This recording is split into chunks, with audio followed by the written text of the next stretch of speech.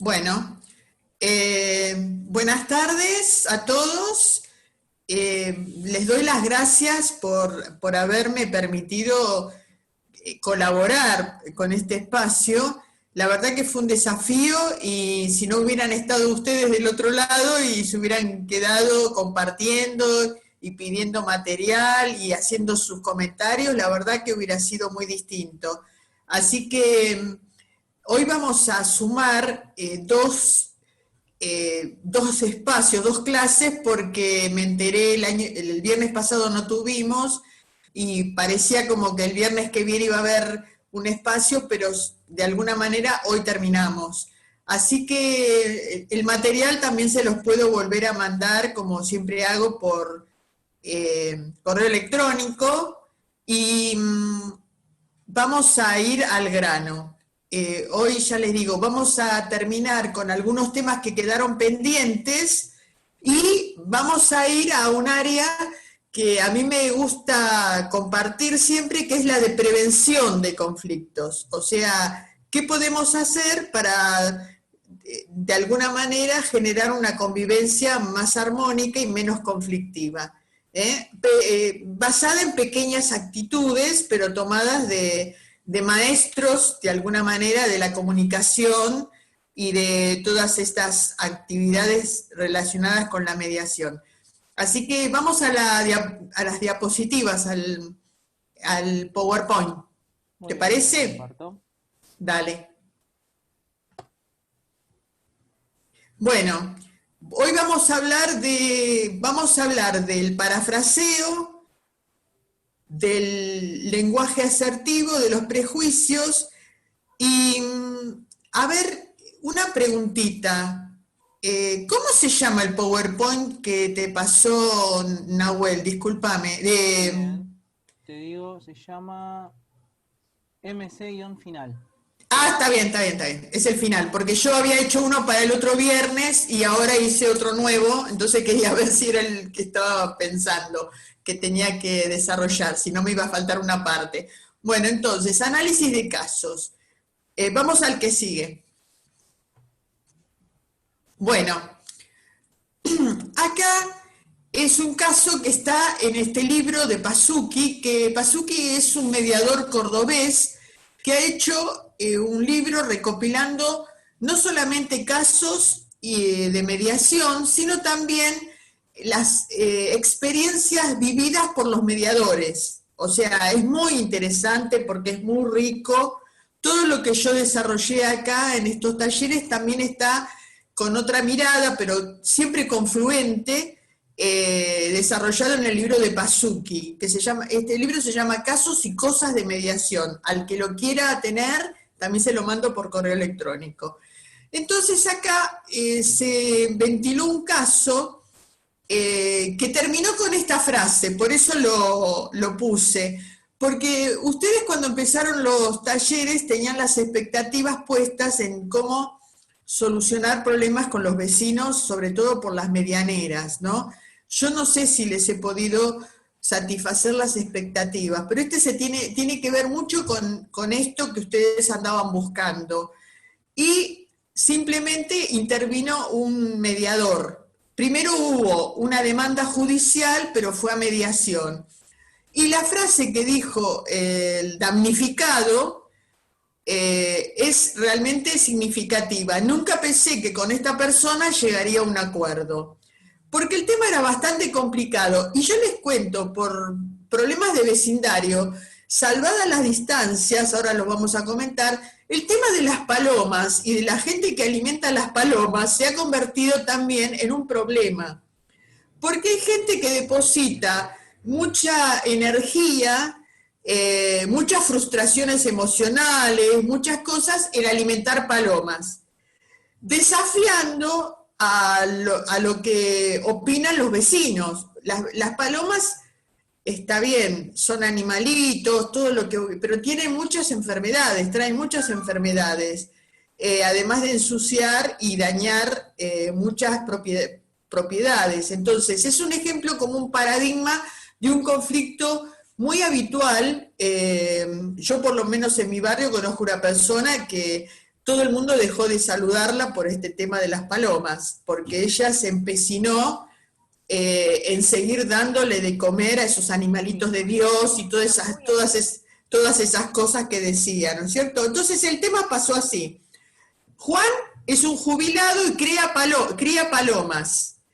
Y por un lado las cría en su palomar, pero también las suelta.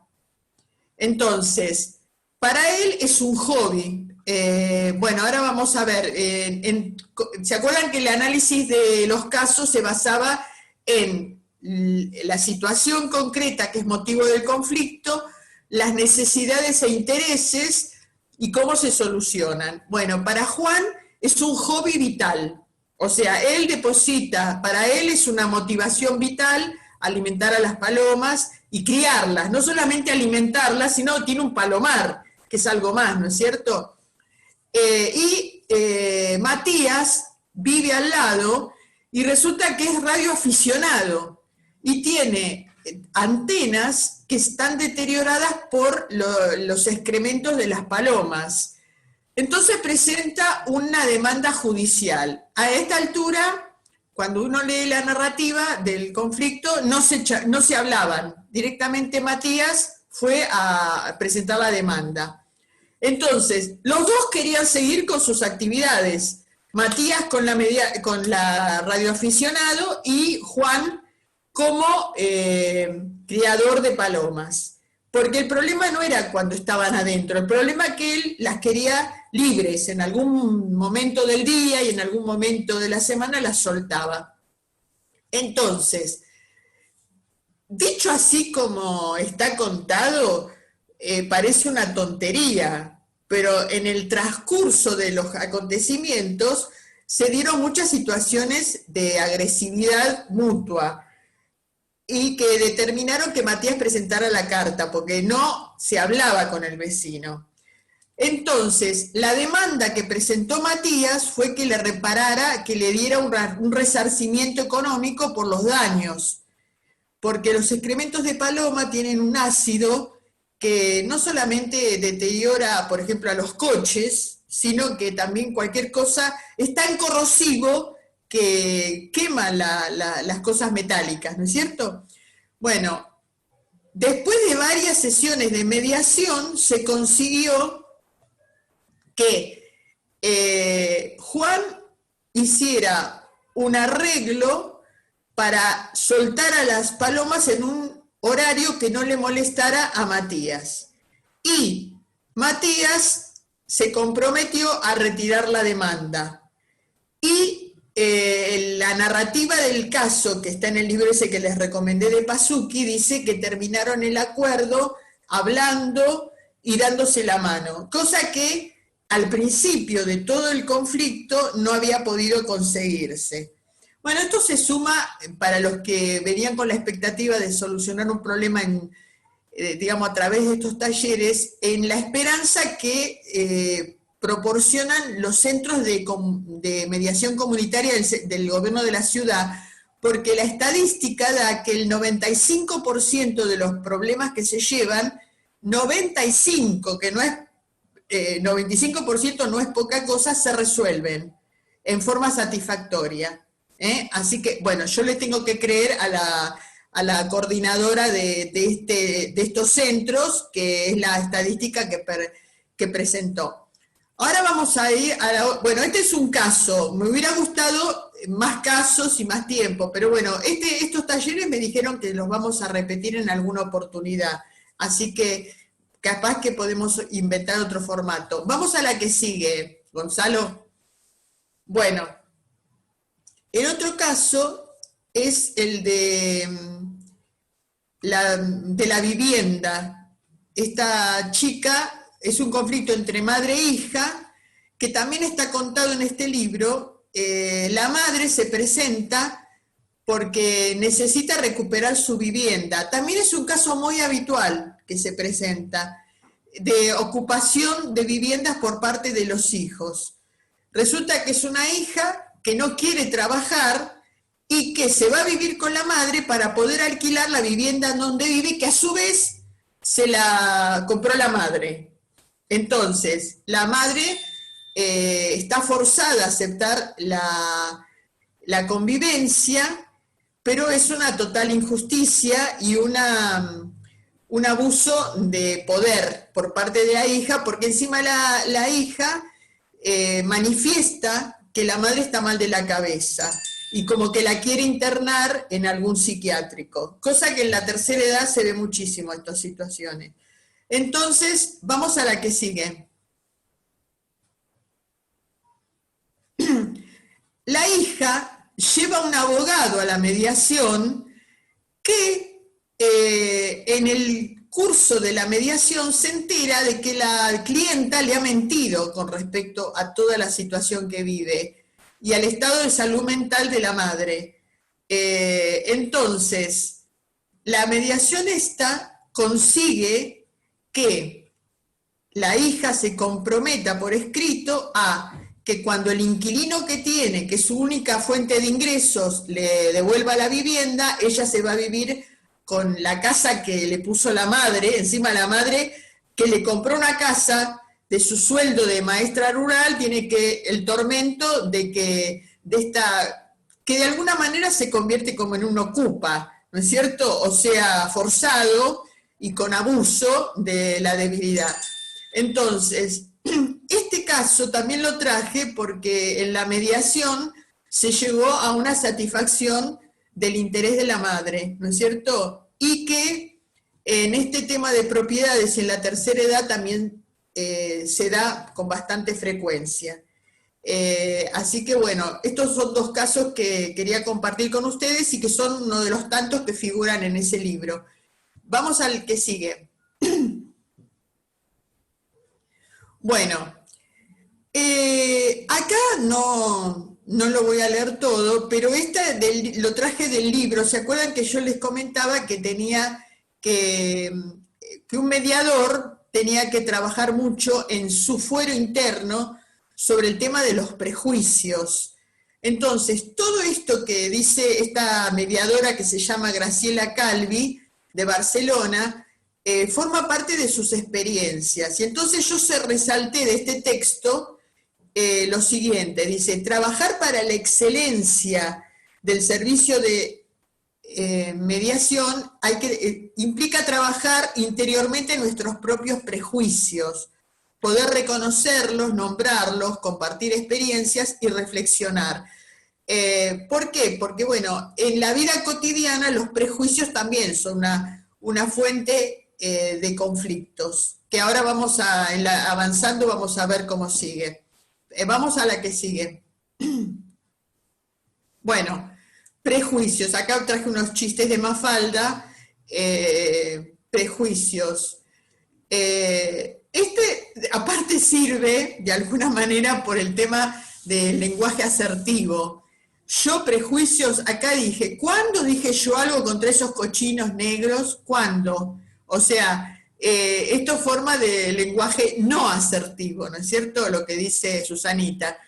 Y después acá otro chiste de los prejuicios es cuando tiene una negrita y termina Susanita lavándose las manos porque tocó la muñequita negra.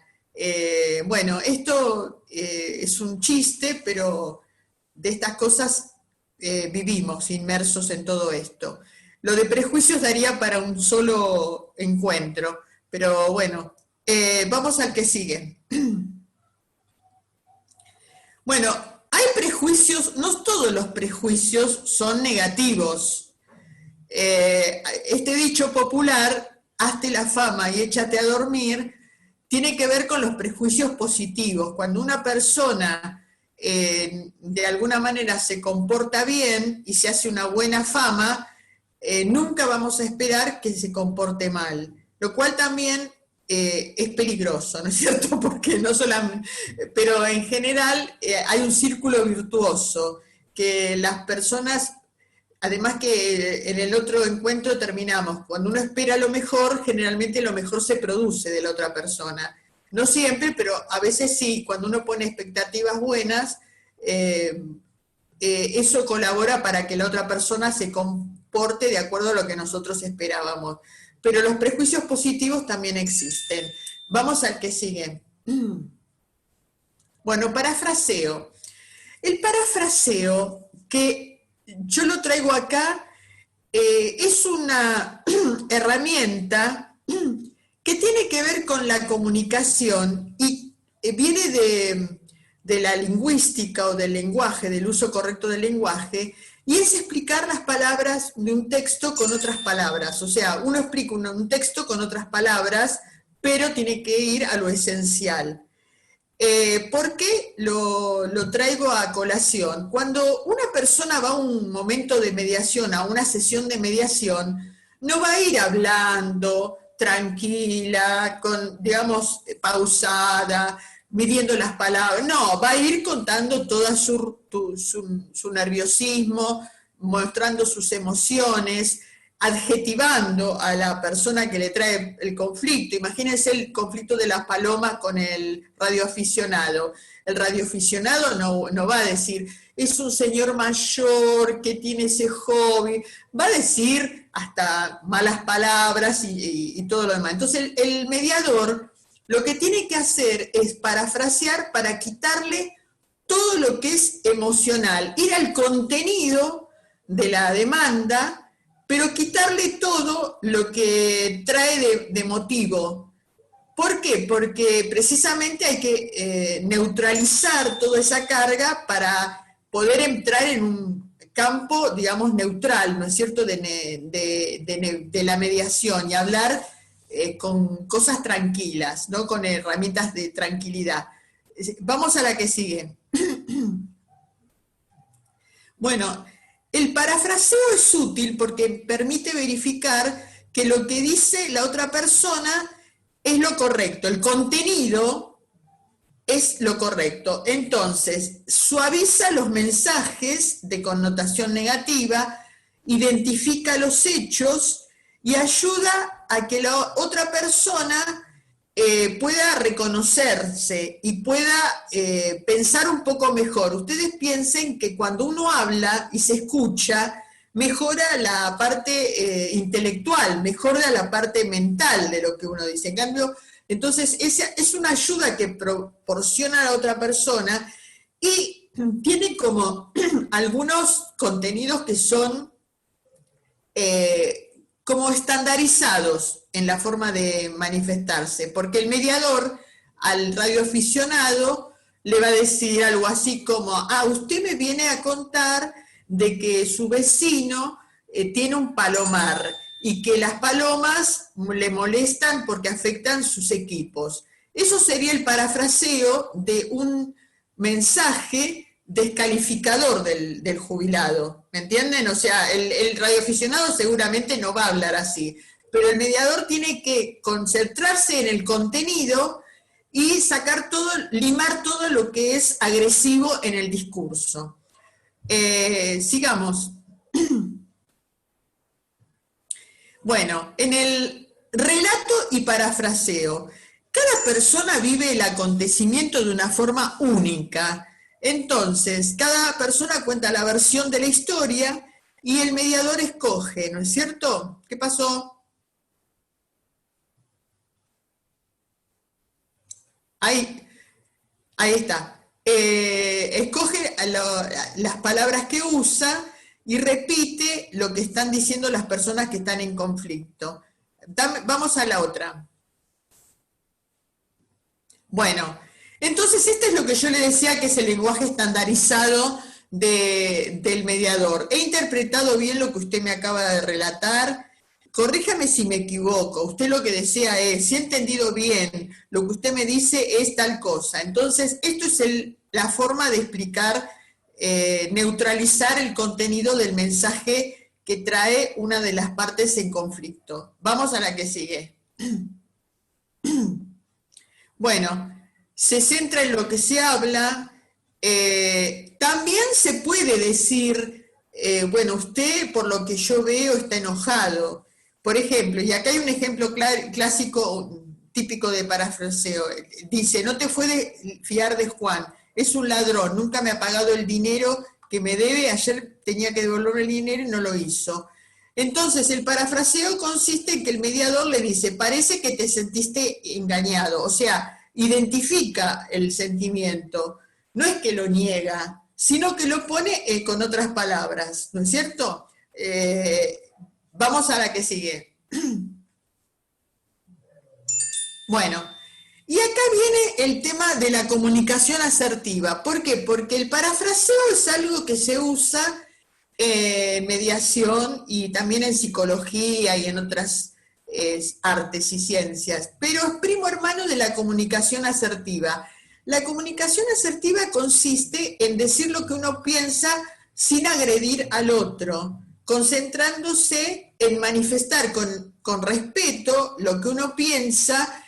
Y yo les comentaba en otro encuentro que la comunicación asertiva es fruto de un trabajo sobre la autoestima de uno.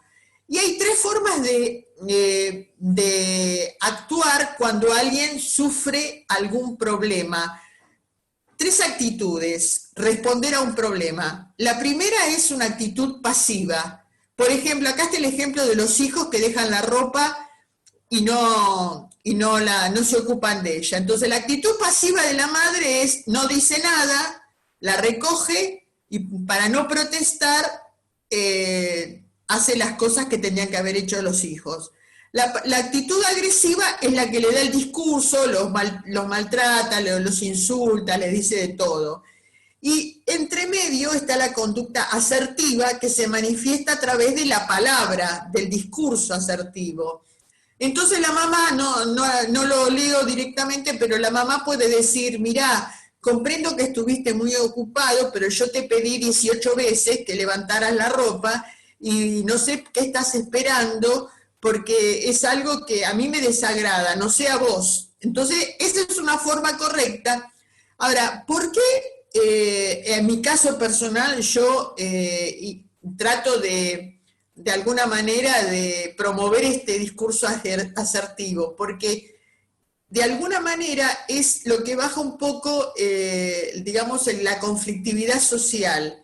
Y todo el tiempo estamos escuchando manejos no asertivos, comunicación no asertiva, y todos los días hay como digamos un diccionario donde uno agarrarse. Por ejemplo, hoy me llegó por un amigo cómo un diputado lo trató al jefe de gabinete y le dijo un montón de cosas que pensaba. No me interesa de qué partido político son, porque los dos partidos o los tres partidos se manejan con la misma forma, que es lo de chicanear. No se consigue absolutamente nada. En política nada, pero en las relaciones comunes de todos los tiempos, de todos los días, todavía menos. Y a mí no me interesan los políticos, pero me interesa que son como un ejemplo y bajan como una catarata educativamente o mal educativamente para que todo el mundo se maneje de la misma manera. Y otro ejemplo de comunicación no asertiva es la de los WhatsApp. O sea, muchas veces la ansiedad, la respuesta, etcétera, etcétera, hace que en los WhatsApp se desencadenen un montón de descargas verbales y de cosas que realmente no conducen a nada. Vamos a la que sigue. Bueno, lenguaje asertivo y contacto asertivo. En principio, las personas que tienen un manejo de su autoestima ubicado, tienen contacto ocular, hablan fluidamente, no, se desenvuelven, no tienen miedo a lo que piensen de ellos, etcétera, etcétera. La persona asertiva se siente a gusto con los demás, relajado, digamos, es un gusto estar con este tipo de personas. Y habla con estas frases, o sea, siempre dice pienso, siento, quiero, o sea, él se pone como que no deja pasar nada y asume todo lo que va a decir o lo que va a comunicar o la comunicación que va a tener con el otro. Entonces, con ese lenguaje uno se crea comunicación y respeto mutuo. las personas asertivas respetan a los demás porque primero han hecho un trabajo de autorrespeto, de quererse a uno mismo, de estar bien con uno mismo. Sí, vamos a la que sigue. Bueno, y acá, por ejemplo, traje 2 ejemplos sencillitos también de la vida cotidiana. Esto le pasó a mi hija. Una vecina, en la casa de mi hija estaban trabajando unos albañiles y a la vecina se le desapareció una mantita.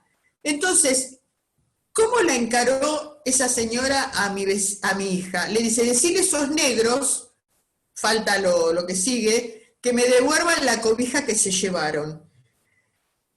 La cobija sencillamente se había volado, ¿no es cierto?, de la terraza de la señora, y los albañiles ni se les había pasado por la mente robarse una cobija.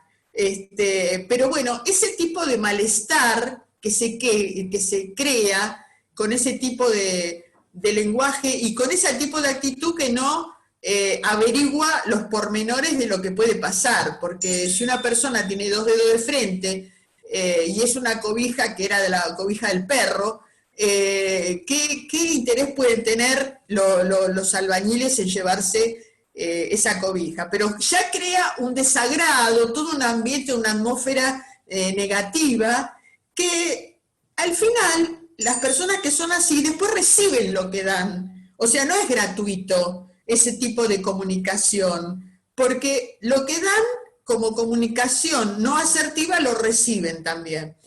Otra forma de, también esto lo aprendí con la experiencia, muchas veces los profesores, cuando hablan y un alumno levanta la mano y te dice no entendí, el profesor generalmente dice, vos no entendiste lo que te dije, lo que dije.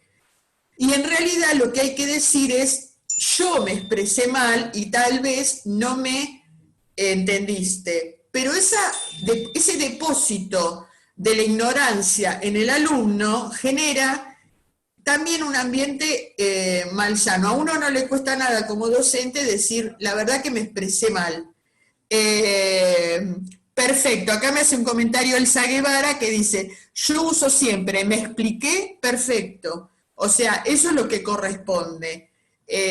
Así que bueno, estas son formas como perlitas, hay muchísimo más para decir, pero de cómo uno construye o destruye con las palabras. Vamos a la que sigue.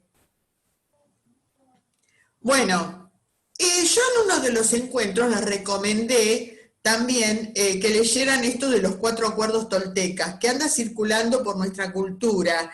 De esto tomé 2 casos, dos ejemplos. Uno es ser impecable con las palabras, o sea, todo lo que yo dije del lenguaje asertivo parece que pertenece también a la cultura tolteca que es de México, ¿no es cierto? Una de las tantas etnias mexicanas. Entonces, Miguel Ruiz, comenta que puedes medir la impecabilidad de tus palabras a partir de tu nivel de autoestima. La cantidad de amor que sientes por ti es directamente proporcional a la calidad e integridad de tus palabras. Cuando eres impecable con tus palabras, te sientes bien, eres feliz y estás en paz. Las palabras son herramientas, bueno, lo mismo que decía yo, nada más dicho por otra persona que tiene más experiencia, pero son como un alma de doble filo. Y hay un dicho muy conocido que es, uno es dueño de sus silencios y esclavo de sus palabras. O sea, cuando uno habla por hablar, precisamente, discúlpenme que me la agarre con la clase política, pero forma parte de la historia, de las historias de vida. Si uno es esclavo de sus palabras, de alguna manera la mayoría de los políticos de todos los ámbitos políticos no resisten el menor análisis porque han dicho una cosa y otra, la contraria, conveniendo las circunstancias, y no porque cambiaran precisamente de ideología, sino que lo que les importaba en los espacios políticos, y la conveniencia es como la primer regla, ¿no es cierto? Entonces, uno siempre es esclavo de las palabras, así que no tendría que hablar si no mejora el silencio, dicen los orientales. O sea, habla si tus palabras son mejores que el silencio. Bueno, vamos a la que sigue. En el otro acuerdo tolteca está no tomarse nada personalmente.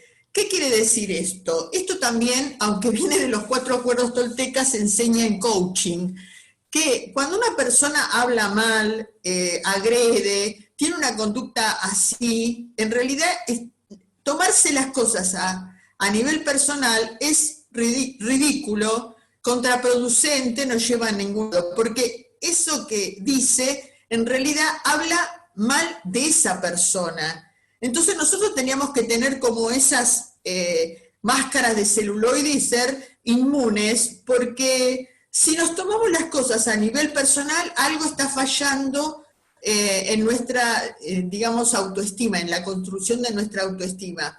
Entonces, cuando te acostumbres a no tomarte nada personalmente, no necesitarás depositar tu confianza en lo que hagan o digan los demás. Uno le importará nada lo que digan los demás. Entonces, uno nunca es responsable de lo que hacen los demás. Uno siempre es responsable de lo de uno mismo. Entonces, vamos a la que sigue. Bueno, esto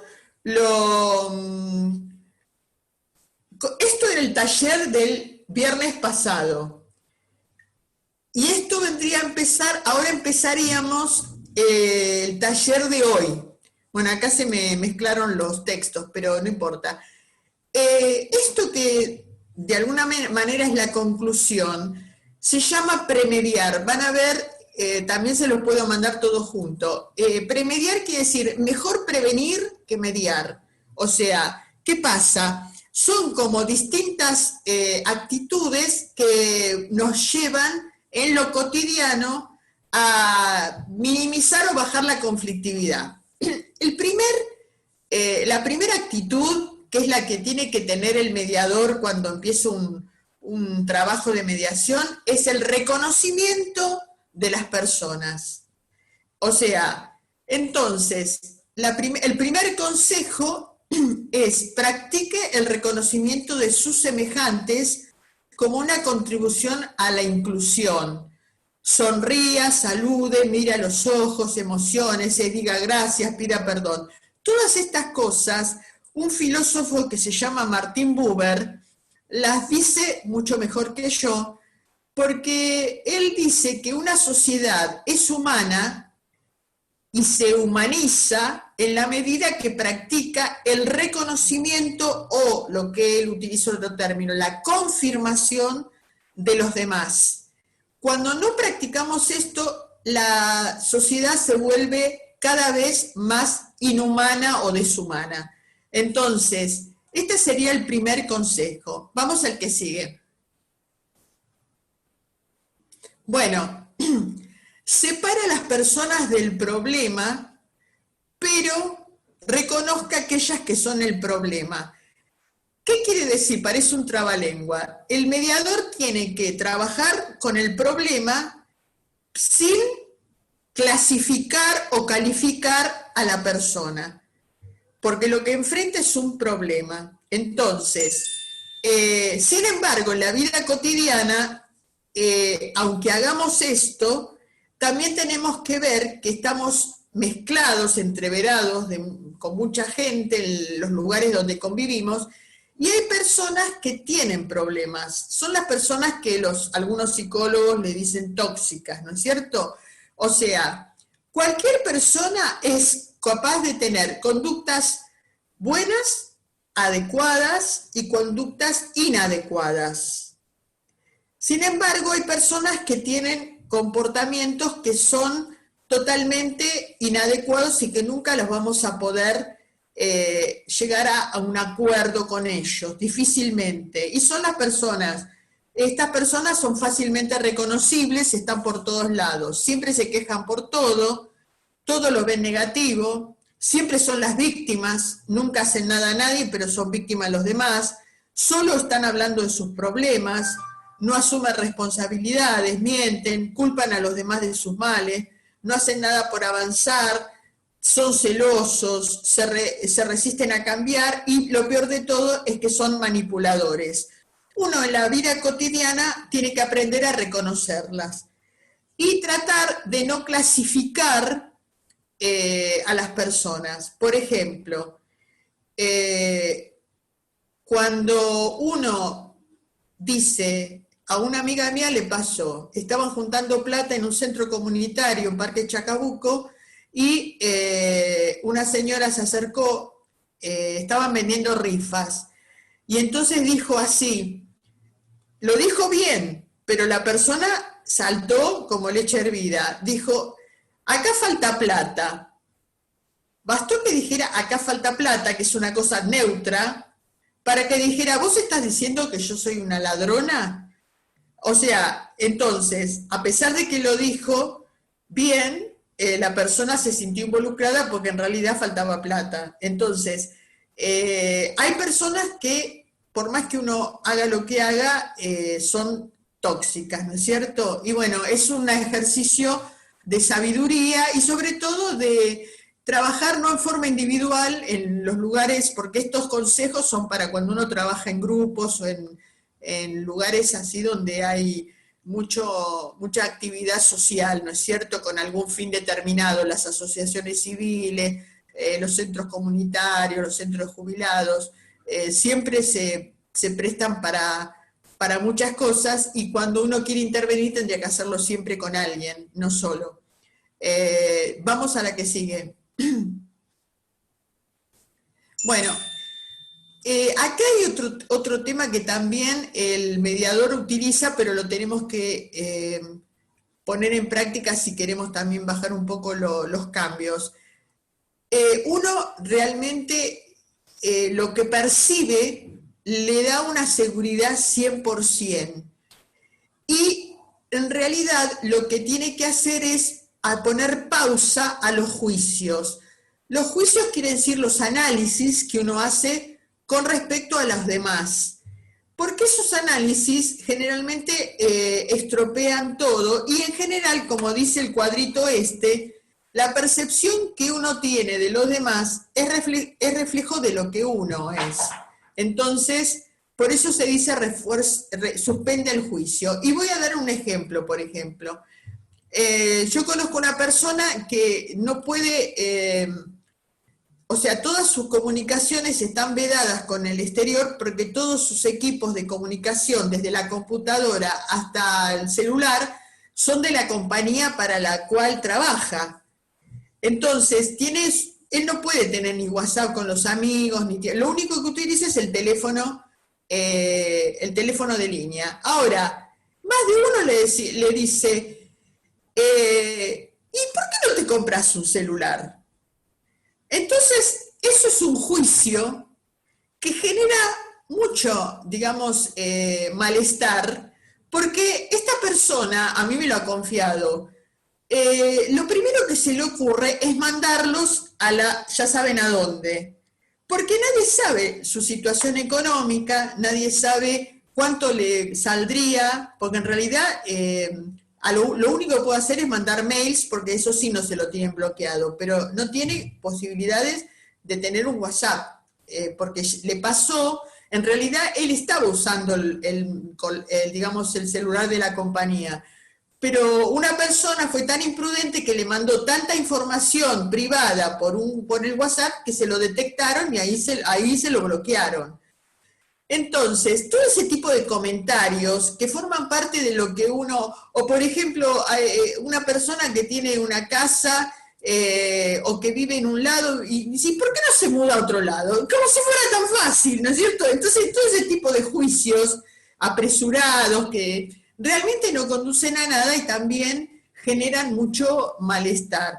En la mediación, uno tiene que aprender a no guiarse por los prejuicios que tiene, lo que ve, lo que le parece, etcétera, etcétera, etcétera. Vamos al que sigue. Bueno, Bueno, acá tiene, acá lean, no sé si alcanzan a ver el chiste. Aclare siempre que no haya entendido algo, y aún si cree haberlo entendido, evitará malos entendidos. Bueno, los malos entendidos son el primer eslabón de un conflicto.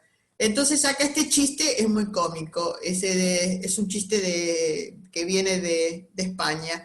Entonces, esta persona entendió mal, y aunque a ustedes les parezca mentira, es muy habitual este tipo de malentendidos en la medicina. Yo tengo una amiga que trabaja en sectores populares, donde hay gente analfabeta, y ella las recetas, aunque ustedes no lo crean, ella no deja librado al azar el tema de la receta, porque por su experiencia y por conocer a los pacientes sabe quién sabe leer y escribir y va a interpretar correctamente una receta y quién no. Entonces, ella sabe lo que hace cuando tiene que indicar una medicación que tiene que tomar mañana, tarde y noche, qué sé yo, le hace como el dibujito del sol y la luna en la receta. ¿Por qué? Porque no puede, digamos, confiar de que el analfabetismo de esa persona malogre un tratamiento. Entonces, ese tipo de cosas también uno tiene que aclararlas, ¿no es cierto? Y ahora vamos a la otra cara, el sobreentendido. Vamos al que sigue. No des nada por sobreentendido. Bueno, aquí hay un chiste de Mafalda sobre los sobreentendidos, ¿no es cierto? Pero el sobreentendido forma parte de lo que uno cree que le entendieron, y en realidad no le entendieron nada, pero forma parte de lo que uno, que es el emisor del mensaje, cree. Y esto también, tengo una anécdota también que la percibí yo, o sea, la presencié yo en persona en Casa Cuna, cuando tuve que atender a un hijo mío que había tenido meningitis y iba a controles en Casa Cuna. Justo conmigo había un señor que había llevado a su hijo a la guardia por una convulsión, y resulta que el señor, mientras yo estaba esperando, le cuenta al médico: mire, yo vengo porque mi hijo hace 3 días que duerme.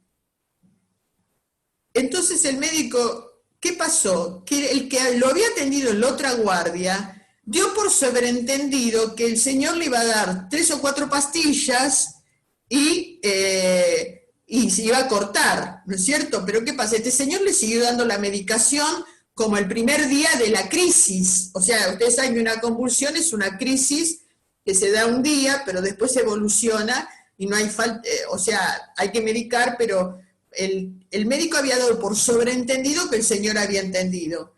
Y bueno, eso también genera mucho, más allá de conflictos, también genera problemas serios, ¿no es cierto? Ahí está el chiste de Mafalda del sobreentendido. Vamos al que sigue.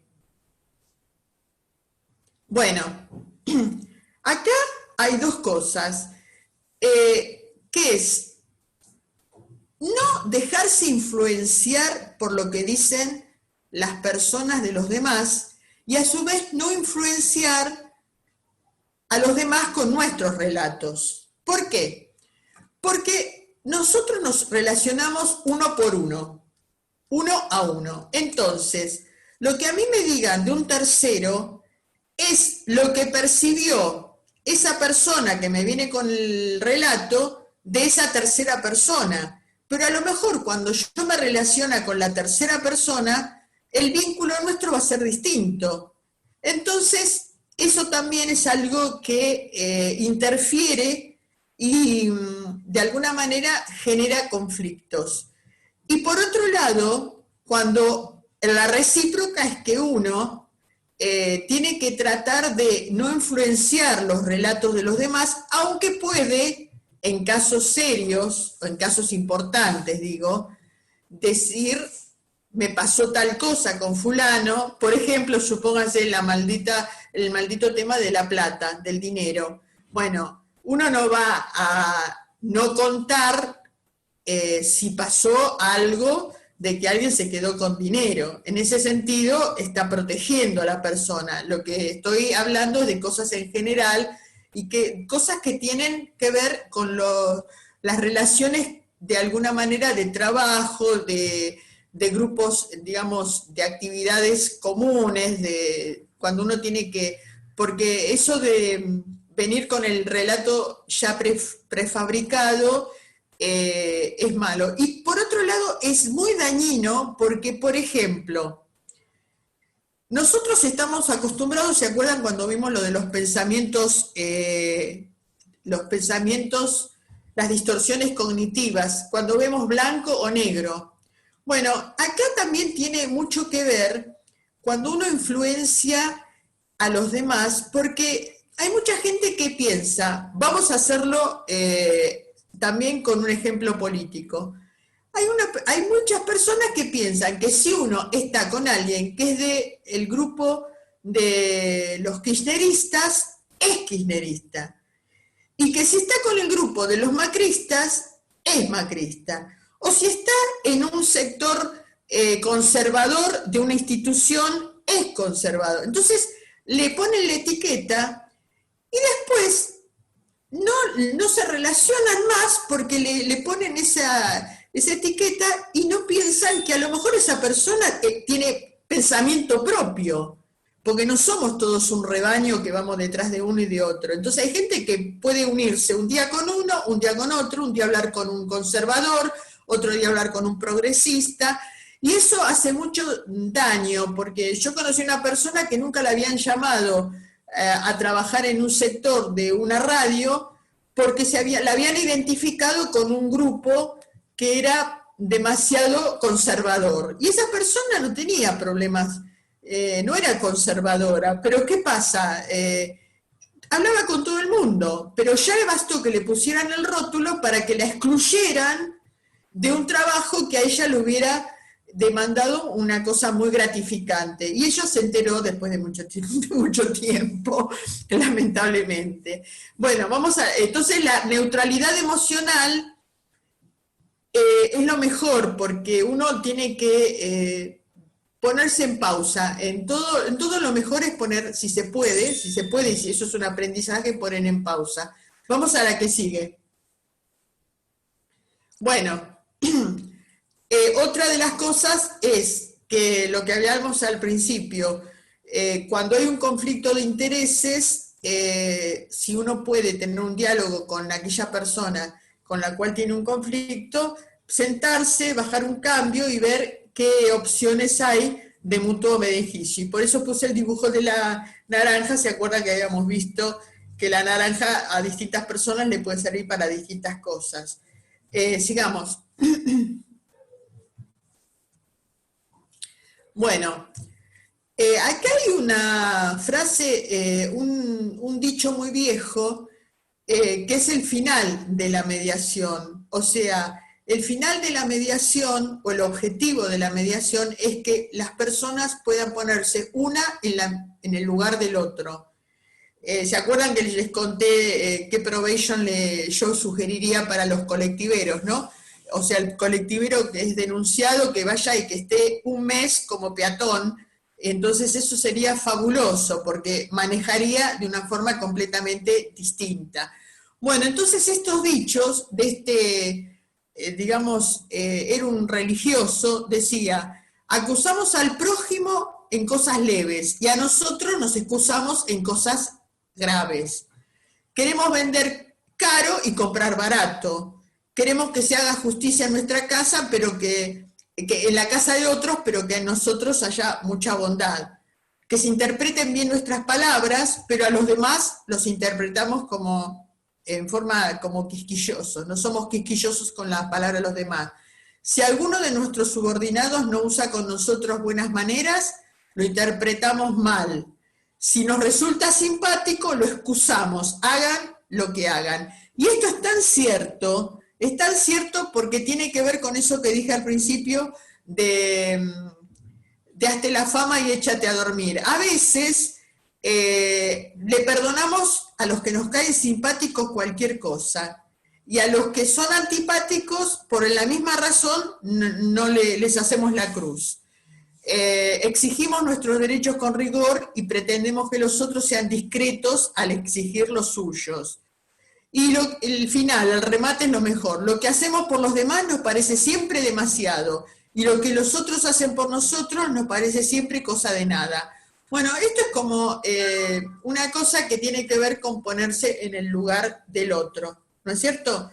Y que muchas veces da mucho resultado cuando uno puede mejorar la comprensión de los motivos por los cuales las personas actúan de una manera. Hace poco me llegó por WhatsApp uno de esos mensajes tan lindos y que me decía, cuando vos condenés a alguien, ¿por qué no te tomas un tiempito a fijarte qué opciones tenía para actuar de esa manera? Porque si no tenía opciones y uno no conoce qué situación y de dónde venía, no puede andar haciendo un juicio tan abrumador sobre lo que el otro hace, ¿no es cierto? Entonces, sin ponerse en una posición de que está todo bien y qué sé yo, es una forma de poner en pausa los juicios que hacemos sobre los demás. Vamos a la que sigue, que debe ser una de las últimas. Bueno, el tema del dinero también es una generación de conflictos. ¿Por qué? Porque el que administra dinero, que en muchos lugares a mí me consta y tengo una historia, si yo escribiera toda la historia de las cosas donde me vi involucrada porque no me presté a manejos, digamos, poco transparentes del dinero, sería terrible. Pero bueno, la transparencia, uno cuando administra dinero tiene que rendir cuentas, tiene que ser transparente y sentir que el dinero a uno se lo dan para administrar, que no es dueño del dinero. Esto es una utopía, pero solamente se puede construir como una cultura. ¿Qué quiero decir con esto? Que si se hiciera en la vida cotidiana un aprendizaje del rendir dinero, de rendir cuentas, pero a su vez los ciudadanos, que somos todos nosotros, no aplaudiéramos a los ladrones, o sea, no le dijéramos qué bien que le va, qué bien como plata. La plata la hizo porque te la sacó a vos, o sea, y la verdad que en los lugares que uno se ha involucrado y sabe perfectamente bien qué persona es honesta y qué no es. Pero entonces, la plata que se administra tiene que ser administrada con transparencia, pero el ciudadano común tiene que poner un límite moral o denunciar o perder la amistad con las personas, porque el que calla otorga. Y cuando las personas, yo estoy hablando a nivel de la comunidad, o sea, a nivel de donde nosotros podemos influir, no podemos influir en otros lugares, pero que el que roba no sea bien visto, sí podemos influir. O sea, podemos hacer nuestro juicio moral y que esa persona se sienta observada y se sienta que no lo puede hacer y que no le va a ser fácil hacerlo. Y también eso es cierto, o sea, y no se nos va la vida, no nos van a matar por hacer cosas de ese tipo. Así que la transparencia, es más, hace poco el Vaticano mandó una directiva para las parroquias exhortándolos vivamente a que rindan cuentas del dinero que administran todos los años, porque obviamente en la iglesia lo que se administra es la plata de la feligresía. Entonces, sería bueno que todos los que van también pidan la rendición de cuentas de eso. A mí me consta de una sola institución que conozco, que es Cáritas, que rinde cuentas de la colecta que hacen una vez por año y me mandan un boletín donde dicen en tal lado se gastó en esto, en tal lado se gastó en otro. Pero si eso fuera una cultura, y esa cultura la tenemos que construir todos nosotros, a los que roban más arriba les sería más difícil hacer, y no es una utopía, porque nosotros con nuestra complicidad cotidiana o nuestro no mirar para el otro lado, que siempre es más fácil, hacemos que a esas personas se les haga más fácil robar, ¿no es cierto? Bueno, y la última. Ah, no, falta una. La comunicación es verbal, como lo dijimos en algunos de los talleres, un 10%, y gestual en un 90%. Lo gestual, ¿se acuerdan qué es? El tono de voz, el movimiento de las manos, los ojos, etcétera, etcétera. Acuérdense que hay una serie que es muy interesante que se llama Lie to Me, que es toda una técnica, los japoneses son expertos de eso, de analizar la correspondencia que hay entre lo que se dice y el lenguaje postural. Es más, siempre que hacen un tratado, a mí por lo menos me lo contaron en una oportunidad, siempre que hacen una negociación, los japoneses llevan un experto en esas cuestiones, que sabe analizar la correspondencia. Y yo, Václavics, que es uno de los expertos que hizo la teoría de la comunicación humana, que es el último libro que habla de la comunicación y que se enseña, se utiliza en todos lados, dice que las personas, eso también lo dije en un taller, las personas que reconocen la coherencia total entre lo que se dice y los que hace son los animales y los discapacitados. O sea, y ustedes habrán visto que muchas veces, a mí también es algo que me ha pasado, que los discapacitados, los chicos Down, muchas personas autistas se vinculan y son hostiles a otras personas. Y cuando uno hace un raconto de cómo son esas personas, resulta que esas personas tienen sus cosas. En cambio, las personas que son transparentes, afables, que tienen una coherencia interna, bueno, eso lo dice Václavics. Entonces, ¿qué tiene que ver con esto? Que nosotros hablamos desde el comienzo hasta el fin de que el mediador es un facilitador de la comunicación y que hablando se entiende la gente, que el diálogo es lo más importante. Bueno, sin embargo, las emociones son lo que juegan en contra. Entonces, si uno tiene que decir algo, si lo va a decir enojado, es mejor que no lo diga. O sea, ¿por qué? Porque ese componente gestual del enojo es lo que va a arruinar el contenido, ese 90% gestual va a arruinar el contenido del 10%, que capaz que es el discurso más bonito del mundo.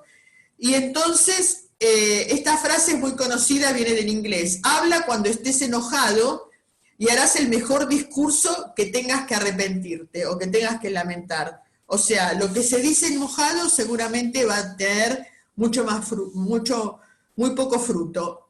Así que mejor bajar un cambio y de alguna manera contar hasta 10 o hasta 100 o callarse. Y vamos a la última, esta sí es la última. Bueno, ante un conflicto propio o ajeno, tenga en cuenta este consejo. Este consejo es un dicho inglés.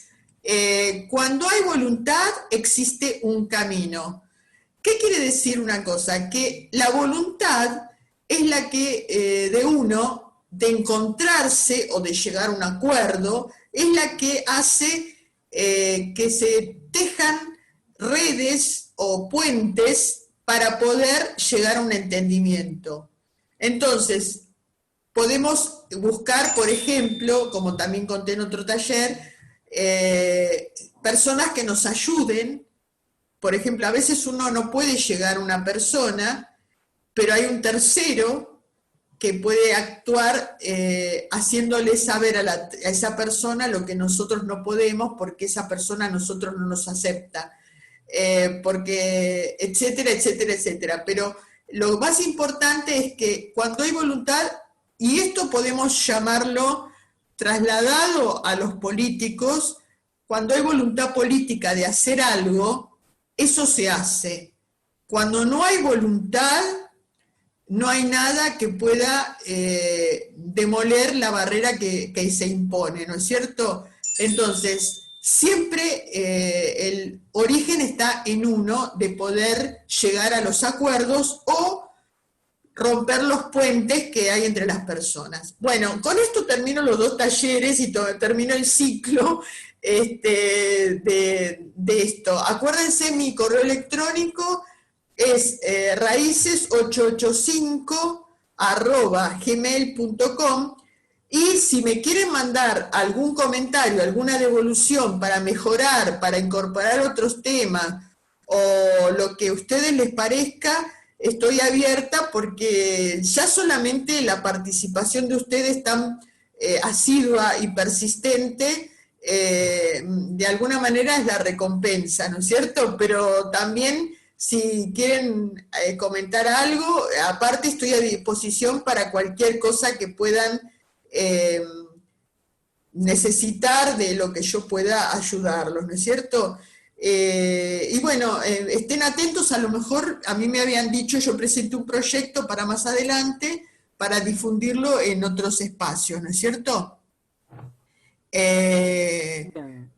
Bueno, con esto terminamos. Bien, Cecilia, muchas gracias. Si querés, al ser la última clase y ya no hay ninguna clase posterior, si quieren, no sé si quieren levantar la mano, hacer algún comentario para cerrar, puedo habilitar el micrófono de alguno en especial, si quieren comentar algo, si no, cerramos ahora. Bueno. Cecilia, te agradecemos. Bueno. Como siempre. Bueno. Gracias por el tiempo, y sí, ya nos vamos a encontrar en algún taller futuro, no tengas problemas. Seguro, seguro. Bueno, muchas gracias, Muchas gracias a todos. Un saludo. Gracias, Chao, Cecilia. chao. Chao.